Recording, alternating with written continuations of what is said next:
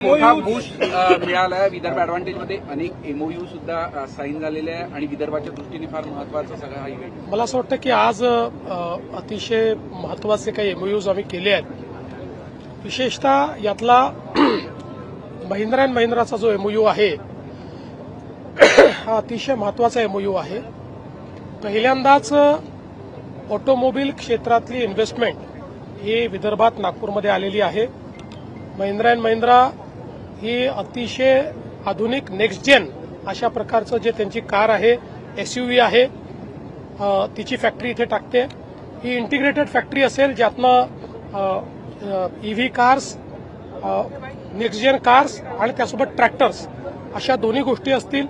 ही integrated पद्धतीची महिंद्राची सगळ्यात मोठी फॅक्टरी असेल आणि यासोबतच छत्रपती संभाजीनगर आणि नाशिकमध्ये देखील ते इन्व्हेस्टमेंट करतायत.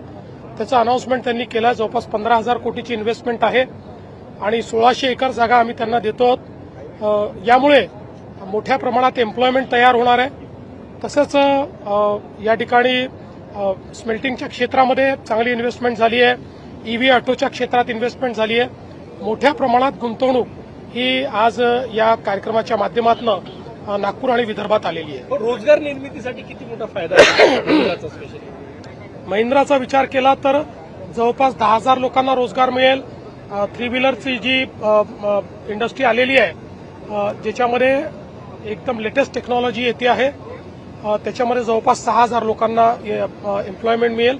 आणि तसंच इतरही बाकीच्या ज्या काही इन्व्हेस्टमेंट आलेल्या आहेत त्यातनं अजून 5,000 ते 6,000 लोकांना मोठ्या प्रमाणात एम्प्लॉयमेंट मिळेल. तुम्ही नवीन रेकॉर्ड केलेला काही मिनिटांमध्ये एमओयू करण्याचा रेकॉर्ड राज्य सरकारने केलेला आहे. विजेच्या स्पीडनं असा उल्लेख झाला त्यात.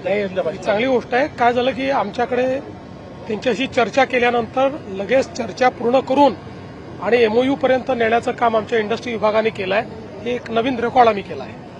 सुनील तटकरे यांनी खंत व्यक्त केली की सातत्याने पराभवाबद्दल मला जबाबदार धरण्यात येतं. त्याच दरम्यान शिवसेनेचे रामदास कदम यांनी त्यांच्यावर आरोप केला. अजित पवार गेल्यानंतर सुनील तटकरे यांनी गलिच्छ राजकारण केलं. शरद पवार यांना श देण्यासाठी तटकरे यांनी वहिनींना शपथ घ्यायला लावली.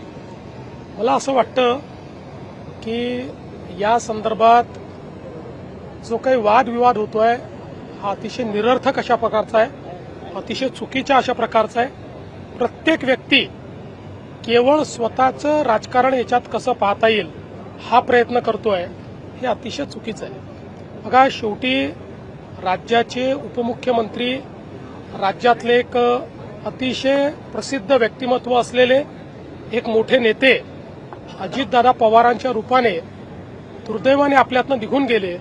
पण त्यानंतर प्रत्येक व्यक्ती त्याच्या माध्यमातून जो काही राजकारण करण्याचा प्रयत्न करतोय हे अतिशय चुकीचं आहे. अशा प्रकारचं खालचं राजकारण बंद झालं पाहिजे.